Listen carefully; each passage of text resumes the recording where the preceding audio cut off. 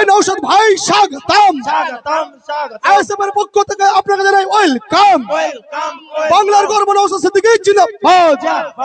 বাংলার ঐতিহ্যময় গর্ব নওশাদ সিদ্দিকী জিন্দাবাদ।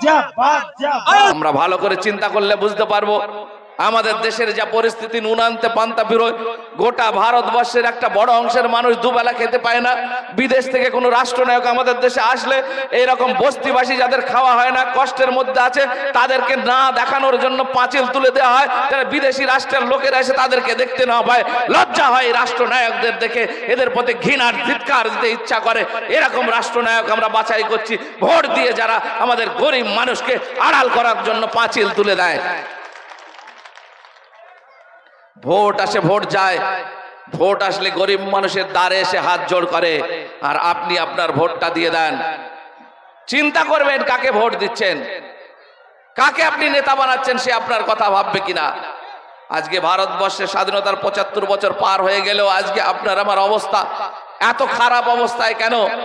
কারণ আমরা ৫০০ টাকার লক্ষ্মীর ভান্ডারে ভুলে যাচ্ছি, তো ভোটের রাতে ২০০ টাকায় ভুলে যাচ্ছি, যার কারণে আমরা খারাপ মানুষকে নির্বাচন করছি অর্থের বিনিময়ে, ভালো মানুষকে চিনতে পারি না, যার কারণে ৫ বছর ধরে সে বিধানসভায় গিয়ে কোনো কথা বলে না। আপনারা দেখেছেন আপনাদের মথুরাপুরের লোকসভার এমপি আজ পর্যন্ত আপনার এই এলাকার সাধারণ মানুষের কষ্টের কথা লোকসভাতে তোলপাড় করে বলেছে, নওশাদ সিদ্দিকীর মতো গলা ফাটিয়ে দেখেছেন কোনোদিন? না, করেনি কোনোদিন। সেই কারণে বলবো নেতা বাছাই করতে হবে। ৫ বছর পর পর গণতন্ত্র আপনাকে সুযোগ দিয়েছে আপনার মনের মতো নেতা বাছাই করার। আপনি যে নেতৃত্ব বাছাই করে দেবেন সেরকম ফল আপনি পাবেন। আজকে এত বছর পরে কেন আইএসএফ নামক একটা নতুন দল খুলে এই রাজনীতির ময়দানে আসতে হলো? আব্বাস সিদ্দিকীর মতো একজন ধর্মপ্রাণ মানুষকে কেন আজকে রাজনীতির ময়দানে নতুন দল খুলতে হলো? আপনাদের মনে প্রশ্ন জাগে না? কি জাগে কিনা? তিনি তো কোনো রাজনীতি করতে চায়নি। প্রথমে তিনি একটা সামাজিক সংগঠনের মধ্য দিয়ে পিছিয়ে পড়া দলিত, আদিবাসী, মুসলিম, অসহায় মানুষদের কোমরের শক্তিটাকে বাড়ানোর জন্য একটা সামাজিক সংগঠন বানিয়েছিলেন, যে সংগঠনের মধ্য দিয়ে অসহায় মানুষকে চিহ্নিত করে তাকে একটু সাহায্য দেওয়া যায়। না, সম্ভব হয়নি। এই রাজনীতির কারবারিরা গরিব মানুষের পাশে দাঁড়াতে দেয়নি। তারপর আক্রমণ করেছে, আপনারা জানেন, বদরার কাঁচদিয়াতে তার ঘরের মধ্যে আটকে দিয়ে আক্রমণ করেছিল, মনে আছে সবার? গোটা পশ্চিমবঙ্গের বিভিন্ন জায়গায় অবরোধ হয়েছিল। মানুষ মানুষের অসহায় অবস্থায় পাশে দাঁড়াবে, মানুষ আক্রান্ত হলে তাকে দেখতে যাবে, এই রকম স্বাধীনতা এই রাজ্য তথা দেশে নেই।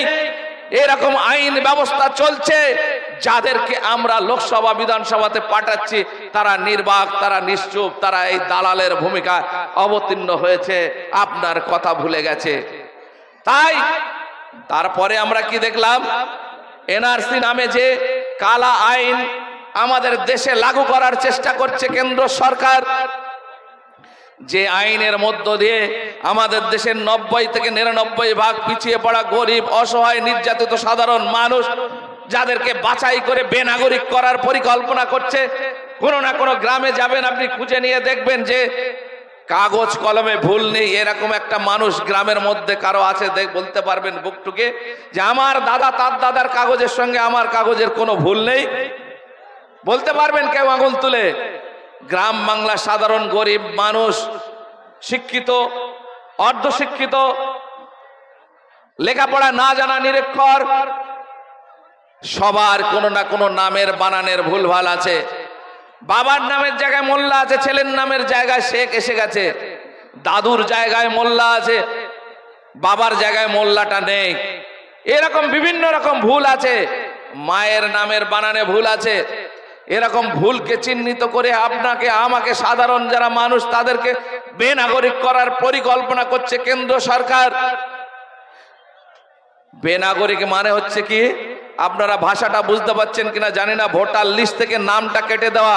আপনি নাগরিক নন, বেনাগরিক মানে আপনার ভোট দেওয়ার অধিকার নেই, তাই তো? আর ভোট দেওয়ার অধিকার নেই মানে তার পরের ধাপে হচ্ছে আপনার এই দেশের সম্পদে আপনার অধিকার নেই, অর্থাৎ আপনার রেশন কার্ডটাকে প্রথমেই বাদ যাবে। ভোটার লিস্ট থেকে নাম বাদ যাবে, রেশন কার্ড বাদ যাবে, তারপরে আপনি বেনাগরিক মানে এদেশের সম্পদ ভোগ করার, এদেশের জমি জমা যা কিছু আছে ভোগ করার আপনার অধিকার নেই। অর্থাৎ যে বসত বাড়িতে যে জমিতে চাষবাস করে আপনি খান সেটাকে সরকারের হাতে তুলে দিতে হবে। অর্থাৎ আপনি নাগরিক নন যখন আপনাকে নতুন জেলখানা ডিটেনশন ক্যাম্প নামে যে জেলখানা বানানো হয়েছে সেখানে আপনাকে আসামের মতো ঢুকিয়ে দেওয়া হবে। আজকে হাজার হাজার মানুষ এখনো জেলখানায় আছে আসামে। সেখানে আপনার মুসলমান বলো, আদিবাসী বলো, দলিত বলো, এরকম বাছাবাছির ব্যাপার নয়। বেশিরভাগ গরিব অসহায় নির্যাতিত সাধারণ মানুষ যাদেরকে বেনাগরিক করে ডিটেনশন ক্যাম্পে রাখার পরিকল্পনা। রাষ্ট্রনায়কদের অন্যতম প্রচেষ্টা হলো আগেকার বৈদিক যুগের চিন্তা ভাবনা এখনকার আরএসএস তথা বিজেপির রাষ্ট্রনায়করা আমাদের রাষ্ট্রে নতুন করে শুরু করতে চাইছে। ব্রাহ্মণ, ক্ষত্রিয়, বৈশ্য, শূদ্র, অর্থাৎ ব্রাহ্মণরা কি বুদ্ধিদাতা, শিক্ষা দেবে তারা, ক্ষত্রিয়রা দেশ রক্ষা করবে, বৈশ্যরা ব্যবসা বাণিজ্য, আর শূদ্র হচ্ছে আমার আপনার মতো 90% মানুষ এই তিন সম্প্রদায়ের মানুষকে সেবা করবে। এদের নিজস্ব ঘর বাড়ি থাকার অধিকার থাকবে না। ঠিক একইভাবে এখনকার যুগে এই নিয়ম চালু করার চেষ্টা করছে, বৈদিক যুগের নিয়ম এখানে আনার চেষ্টা করছে। 90% সাধারণ অসহায় মানুষকে ডিটেনশন ক্যাম্পে রেখে তাদের এই ইনকামের যে সোর্স, অর্থাৎ ভারতবর্ষের জনসম্পদ, কোটি কোটি মানুষ, কর্মক্ষম মানুষ বিদেশের বাজারে এদেরকে শ্রমিক হিসেবে সাপ্লাই করে কোটি কোটি টাকা উপার্জন করে আপনাকে একবেলা খাইয়ে একবেলা না খাইয়ে ডিটেনশন ক্যাম্পে রেখে এখান থেকে ইনকাম করার যে পরিকল্পনা বিদেশ থেকে মোদী সরকার আমদানি করার চেষ্টা করছে। ইতিপূর্বে আমরা যদি বিভিন্ন জায়গায় নেট ঘেটে দেখতে পাই পৃথিবীর বিভিন্ন রাষ্ট্রে এই ধরনের আইন প্রণয়ন করা হয়েছে। ভারতবর্ষের বুকে এই আইন প্রণয়ন যখন করতে চাচ্ছে আমাদের প্রিয় বড় ভাই জান আব্বাস সিদ্দিকী রুখে দাঁড়িয়ে সর্ববৃহত্তম আন্দোলন গড়ে তুলেছিলেন। আমি যে কথা বলতে চাইছিলাম, সর্ববৃহৎ আন্দোলন তিনি গড়ে তুলেছিলেন। এখানকার রাজ্যের মুখ্যমন্ত্রী সেই আন্দোলনের একই আন্দোলন করেছিলেন কেন্দ্র সরকারের বিরুদ্ধে। তাহলে একই যদি আন্দোলন হবে তাহলে আমাদের বড় ভাইজানের বাড়িতে শখানেক পুলিশ পাঠিয়ে দিয়ে তাকে হেনস্থা করার পরিকল্পনা হয়েছিল কেন? প্রকৃতপক্ষে বিজেপির বিরোধী কারা আর বিরোধীদের পক্ষে কারা এটা আপনাকে আমাকে বুঝতে হবে, নাহলে আগামী দিনে আমরা সঠিক বন্ধু মিত্র বাছাই করতে পারবো না। এরকম সন্ধিক্ষণে চিন্তা ভাবনা পরিবর্তন করে রাষ্ট্র ক্ষমতার চাবি দখল করার জন্য দল তৈরি করতে হয়েছে। অসহায় মানুষের পাশে দাঁড়ানোর মতো পুরনো রাজনৈতিক দলগুলো সেরকম ভাবে কেউ আসেনি। নতুন দল হলো আমরা সুপ্রিম কোর্টে কেস করেছি এনআরসিকে আটকানোর জন্য। আজকে যারা বলছে বিজেপি আমাদের সঙ্গে নাকি সম্পর্ক আছে, আর যারা দীর্ঘদিন ধরে বিজেপির সংসার করলো একসঙ্গে, লোকসভা পার্লামেন্ট থেকে শুরু করে বিভিন্ন মন্ত্রীর দপ্তর সামলানো যারা একসঙ্গে, তারা বিজেপির সঙ্গে নেই। আমরা একটা নতুন দল, আমরা সব থেকে বেশি বিরোধিতা করি বিজেপির। আমাদেরকে দাগিয়ে দেওয়ার চেষ্টা করছে, আমাদের অধিকার যে আগামী দিনে প্রতিষ্ঠিত করতে চাইছেন সেটাকে ভুলণ্ঠিত করার চেষ্টা করছে। সেই কারণে বলবো আপনাদের সচেতন হতে হবে। আপনারা না সচেতন হলে এই সমস্যার সমাধান কোনোদিন হবে না। আশা করি আগামী দিনে লোকসভা নির্বাচনে আমাদের এখানে অন্যতম যোগ্য প্রার্থী অজয় কুমার দাস আপনাদের জন্য লোকসভায় গিয়ে যাতে কথা বলতে পারে, তার জন্য 1 তারিখে আপনারা বেশি বেশি করে ভোট দিয়ে আইএসএফ এর প্রার্থীকে জয়যুক্ত করবেন। আপনাদের অধিকার সুনিশ্চিত করার জন্য এই আবেদন রেখে সবাইকে অভিনন্দন জানিয়ে আমি আমার কথা শেষ করছি। ইনকলাব জিন্দাবাদ, আইএসএফ জিন্দাবাদ, আমাদের প্রিয় নেতা নওশাদ সিদ্দিকী জিন্দাবাদ। ব্লক এর বিভিন্ন অঞ্চল থেকে আগত আইএসএফ এর দরদে সমর্থক বন্ধু ভাই, ভালোবাসার মানুষ, ভাইজান প্রেমী মানুষ, সবাইকে আন্তরিক ভালোবাসা শুভেচ্ছা জানাই।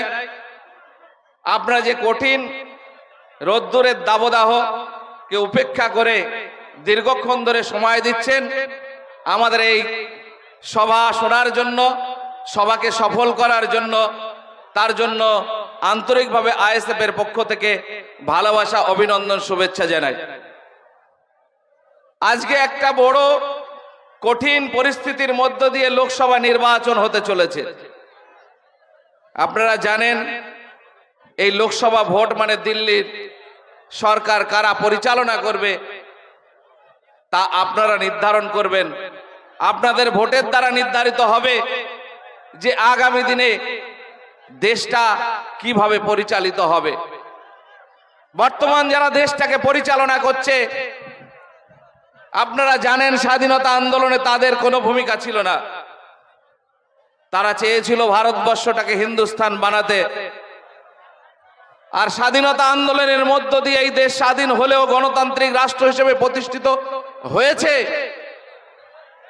সংবিধানের মধ্যে সবার সমান অধিকারের কথা বলা হয়েছে, হিন্দু রাষ্ট্র গঠনের কথা বলা হয়নি। তাই বিজেপি আরএসএস তারাই স্বাধীনতার আন্দোলনে অংশগ্রহণ করেনি। আপনি কোথাও দেখতে পাবেন না আরএসএস করা বিজেপি করা লোক স্বাধীনতা আন্দোলনে অংশগ্রহণ করেছে, স্বাধীনতার লড়াই লড়েছে এবং শহীদ হয়েছে, আমাদের দেশের স্বাধীনতার জন্য জীবন দিয়েছে, ফাঁসি কাস্টে নিজেদেরকে উৎসর্গ করেছে। এরকম ঘটনা আপনি কোথাও দেখতে পাবেন না। বর্তমান তাদের 100 বছরের প্রচেষ্টা আজকে সফল হয়েছে। কেন্দ্রের সরকারে তারা শাসন ক্ষমতায়, সংবিধানটাকে পরিবর্তন করার চেষ্টা চালাচ্ছে। গোটা পৃথিবী ভারতবর্ষকে দেখে সম্মান করে। ভারতবর্ষের বুকে বিভিন্ন রাজ্য আছে, যে রাজ্যের মানুষ তার আকার আলাদা, চেহারা আলাদা, খাদ্য অভ্যাস আলাদা, কথাবার্তা আলাদা, কালচার আলাদা, ধর্ম আলাদা, সবকিছু আলাদা সত্ত্বেও আমরা একটা ফেডারাল স্ট্রাকচার যুক্তরাষ্ট্রীয় কাঠামোর মধ্যে ভাইয়ে ভাইয়ে মিলেমিশে বসবাস করি। এটা পৃথিবীর কাছে একটা নজিরবিহীন ঘটনা। সেই কারণে বলা হয় মিলন, অর্থাৎ ভারতবর্ষ হচ্ছে বিবিধর মধ্যে মিলন ক্ষেত্র। সেই মিলন ক্ষেত্রকে ধ্বংস করতে চাইছে বিজেপি। বিজেপি নামক এই দলটা আগামী দিনে আরো দীর্ঘস্থায়ীভাবে দেশটাকে শাসন করবে কি না, আগামী দিনে এই দেশটাকে হিন্দু রাষ্ট্র হিসাবে পরিণত করবে কি না, তার নির্ণয় করবেন এই লোকসভা ভোটে আপনাদের মতো সাধারণ মানুষ, আমাদের মতো সাধারণ মানুষ ভোটের মধ্য দিয়ে। রাষ্ট্র ক্ষমতা যাদের দ্বারা পরিচালিত হচ্ছে সে বিজেপি, যাদের মাদার সংগঠন হচ্ছে আরএসএস। ভারতবর্ষ যখন স্বাধীন হয় তাদের কথা ছিল দীর্ঘদিন ধরে সুলতানি যুগ, মুঘল যুগ, তার আগে থেকে মুসলমানরা এদেশে রাষ্ট্র ক্ষমতা কায়েম করেছে, রাষ্ট্র ক্ষমতা তারা দখল করে চালিয়েছে। সুতরাং ভারতবর্ষ যখন ইংরেজদের হাত থেকে স্বাধীন হচ্ছে তখন আর দেশ যখন বাংলাদেশ এবং পাকিস্তানকে নিয়ে পূর্ব পাকিস্তান পশ্চিম পাকিস্তান হচ্ছে আর ভারতবর্ষ আলাদা ভাগ হয়ে যাচ্ছে, সুতরাং এই ভারতবর্ষে মুসলমানদের থাকার কোনো জায়গা নেই। এই তাদের আদর্শ বা তাদের দলের উদ্দেশ্য লক্ষ্য ছিল ভারতবর্ষের স্বাধীনতাকামী মানুষ যারা ভারতবর্ষের স্বাধীনতার লড়াই লড়ে যারা দেশটাকে স্বাধীন করেছিল, সমাজ সচেতন মানুষ যারা, বুদ্ধিজীবী মানুষ যারা ভারতবর্ষে নিজেদের রক্তের বিনিময়ে স্বাধীনতা এনেছিল, পালে পালে মানুষ যখন এপার থেকে ওপারে চলে যাচ্ছে হাত ধরে বলেছিল এই দেশ তোমার, এই দেশের স্বাধীনতা লড়াইয়ে তোমার পূর্বপুরুষের অংশ যেমন আছে, এই দেশের স্বাধীনতা লড়াইয়ে তোমার রক্ত যেমন মিশে আছে, আমাদের সবার রক্ত মিশে আছে, এই দেশ তোমার আমার সবার সমান অধিকার, এখান থেকে চলে যাওয়ার কোনো প্রশ্ন নেই। ভারতবর্ষের সংবিধান তোমাকে অধিকার দিচ্ছে এই দেশে মাথা উঁচু করে বসবাস করার জন্য। একটা মুচি মেতর ছোট ছোট জাত, পিছিয়ে পড়া জাত, দলিত, আদিবাসী সবার যেমন এই দেশে হক আছে, অধিকার আছে, একটা মুসলমানের সেই অধিকার আছে। অর্থাৎ পিছিয়ে পড়া মানুষ যারা এই দেশে বসবাস করে তাদেরও সমানভাবে উচ্চ সম্প্রদায়ের সঙ্গে এই দেশে তাদের অধিকার আছে মাথা উঁচু করে বসবাস করার। আমরা কি দেখতে পাচ্ছি আজকে যে রাষ্ট্রনায়করা রাষ্ট্র পরিচালনা করছে, এরা আপনার পোশাক দেখছে, আপনার খাদ্য অভ্যাস দেখছে, আপনার ফ্রিজের মধ্যে কি মাংস আছে সেটাও ওরা খুঁজে বার করে দেখার চেষ্টা করছে। অর্থাৎ আগামী দিনে হিন্দু রাষ্ট্র কায়েম করার যা যা করণীয় তারা একে একে করছে। প্রত্যেকটা মসজিদের পেছনে নাকি ভেতরে শিবলিঙ্গ বার হচ্ছে। সাধারণ মানুষ, ধর্মপ্রাণ মানুষ যারা ধর্মকে ভালোবাসে, ধর্মের নামে তাদেরকে বুঁদ করে যদি রাখা যায়, তারা কিন্তু আপনার অন্য কিছু আর চাইবে না, মানুষের মূল্যবান যেটা প্রয়োজন, নিত্য প্রয়োজনীয় যেটা প্রয়োজন, বেঁচে থাকার জন্য যেটা প্রয়োজন, রুটি কাপড়া ওর মাকানতা, খাদ্য বস্ত্র বাসস্থান, তার সঙ্গে শিক্ষা স্বাস্থ্য, আপনার যে বেঁচে থাকার জন্য ন্যূনতম প্রয়োজন সেগুলোর মধ্যে শিক্ষা স্বাস্থ্য। আর একটা ব্যাপার, যেগুলো সম্পূর্ণভাবে তলানিতে চলে যাচ্ছে, মেধাবী ছাত্রগুলো রাস্তায় বসে হত্যে দিচ্ছে, ধর্ণা দিচ্ছে, তারা চাকরির কোনো সুযোগ নেই। টাকার বিনিময়ে যাদের রেজাল্ট ভালো নয়, পেছনের বেঞ্চে বসা ছাত্রগুলো চাকরি করছে, যারা আমব্রেলা বানান জানে না। আমার আপনার দেশের মেরুদণ্ড আজকে নত হয়ে যাওয়ার জায়গায়। শিক্ষা হচ্ছে জাতির মেরুদণ্ড। সেই শিক্ষা ব্যবস্থা যদি সঠিক লোকের হাতে যদি না পড়ে, শিক্ষক যারা শিক্ষা দেবে তারা যদি প্রকৃত শিক্ষায় শিক্ষিত না হয়, আমার আপনার ঘরের ছেলে মেয়েরা কি করে শিক্ষিত হবে? মাথা উঁচু করে আইপিএস আইএস ডাব্লিউবিসিএস কি করে হবে? দেশ আগামী দিনে মাথা উঁচু করে সমাজের বুকে পৃথিবীর বুকে উঁচু হয়ে দাঁড়াবে। আজকে এরকম একটা সঙ্গীন পরিস্থিতির মুখে এসে দাঁড়িয়েছে। আমাদের দেশের রাষ্ট্রনায়করা সবগুলোই প্রায় দেখা যাচ্ছে করাপশনের সঙ্গে যুক্ত, যে কোনো না যে কোনো ঘোটালার সঙ্গে যুক্ত, চুরি চামারিতে যুক্ত। সরকারি প্রত্যেকটা দপ্তর চোরের খাতায় নাম চলে গেছে। দেশের ভালোবাসা মানুষ যারা দেশকে প্রকৃত ভালোবাসে, যাদের মেধা আছে, যাদের যোগ্যতা আছে, তারা উপযুক্ত জায়গা পাচ্ছে না। তাই তো দেশ আস্তে পেছনের দিকে চলে যাচ্ছে। আমরা আজকে এরকম একটা সন্ধিক্ষণে দাঁড়িয়ে লোকসভা নির্বাচন করতে চলেছি। আমাদের ভাবনা চিন্তার জায়গাটাকে আরো শানিত করতে হবে, আরো বেশি প্রখর করতে হবে। কাকে আপনি ভোট দিয়ে আপনি পাঠাবেন লোকসভাতে, কাকে ভোট দিয়ে আপনি বিধানসভাতে পাঠাবেন, কাকে আপনি জেলা পরিষদ বানাবেন, কাকে আপনি পঞ্চায়েত সমিতি বানাবেন, সে প্রকৃতপক্ষে আপনার আমার সাধারণ মানুষ 90% ভারতবাসীর মানুষের কথা তারা ভাববে কিনা? আমরা কি দেখতে পাচ্ছি? আজকে স্বাধীনতার 75 বছর পরেও বিধানসভার মধ্যে আমরা আজ পর্যন্ত দেখিনি নওশাদ সিদ্দিকীর মতো একজন এমএলএ বুক চিতিয়ে লড়াই করছে, যার নাম অল্প সময়ের মধ্যে গোটা ভারতবর্ষ তথা পশ্চিমবঙ্গের বুকে ছড়িয়ে গেছে। আমরা চাইছি এরকম নেতৃত্ব বাছাই করে ভোটের মাধ্যমে আমরা লোকসভা বিধানসভার মধ্যে পাঠিয়ে দেব, যারা আমার আপনার ঘরের দুঃখ যন্ত্রণার কথা তুলে ধরবে, আমার আপনার শিক্ষার কথা তুলে ধরবে, আমার আপনার ছেলে মেয়েদের লেখাপড়ার কথা তুলে ধরবে, স্বাস্থ্যের ব্যবস্থার কথা তুলে ধরবে। আজকে আমাদের রাজ্যের হসপিটালগুলোতে দাঁড়িয়ে থাকলে আপনার চোখ দিয়ে পানি বেরিয়ে যাবে। যাদের অসুস্থতা আছে, যাদের অল্প অসুস্থ আছে, তারা হসপিটালে গিয়ে লাইন দিলে পুরো অসুস্থ হয়ে যাবেন। আপনি ভালো করে খেয়াল করে দেখলে বুঝতে পারবেন, হাজার হাজার হাজার হাজার আমাদের রুগী, হাজার হাজার রুগী, অসুস্থ রুগী লাইন দিয়ে 4টে-5টা কাউন্টারে টিকিট কাটছে। এই প্রখর রোদ্দুরের মধ্যে অসুস্থ রুগী প্রায় মৃত্যু প্রায় হয়ে যাচ্ছে। কোনো ব্যবস্থা নেই, কোনো ব্যবস্থা নেই। সব ঠান্ডা ঘরে বসে আছে, এই নিয়ে কোনো হেলদোল নেই। আপনার বাড়ির ধারে দিয়ে চলে আসছে আর হাত জোড় করে শুধু বলছে ভোটটা আমাকে দেবেন। ওখানকার পরিষেবাটা কি হচ্ছে সেই বিষয়ে আপনি প্রথমে ভাববেন, তারপর হাত জোড় করা লোককে ভোট দেবেন না আপনার নিজের ঘরের লোককে ভোট দেবেন। চিন্তা ভাবনা করতে হবে। এই যে ভুল আমরা করছি, 5 বছরে একবার ভুল করলে 5 বছর আপনাকে শোধরানোর সুযোগ দিতে হবে, নইলে আপনি 5 বছরের মধ্যে আপনি কোনো কিছু করতে পারবেন না, কোনো পরিবর্তন করতে পারবেন না। নিজেদের ভুল নিজেরা সংশোধন করার চেষ্টা করুন, নাহলে 75 বছর পার হয়ে গেছে, আরো 75 বছর পেরিয়ে যাবে, কিন্তু আপনার সমস্যার সমাধান হবে না। আমাদের দেশের যারা দেশ পরিচালনা করছে তাদের সঙ্গে অন্য দেশের যারা আমাদের দেশের পরে স্বাধীন হয়েছে এরকম অনেক রাষ্ট্র আছে, তার মধ্যে সিঙ্গাপুর একটা দ্বীপ রাষ্ট্র।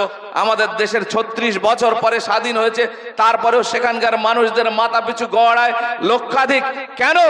সেখানকার রাষ্ট্রনায়ক যারা, যাদেরকে ভোট দিয়ে নির্বাচন করা হয়, তারা সৎ আদর্শবান নেতা। তারা চুকলিবাজি করে পকেট ভর্তি করে বান্ধবীর গদির তলায় টাকা ঢোকায় না।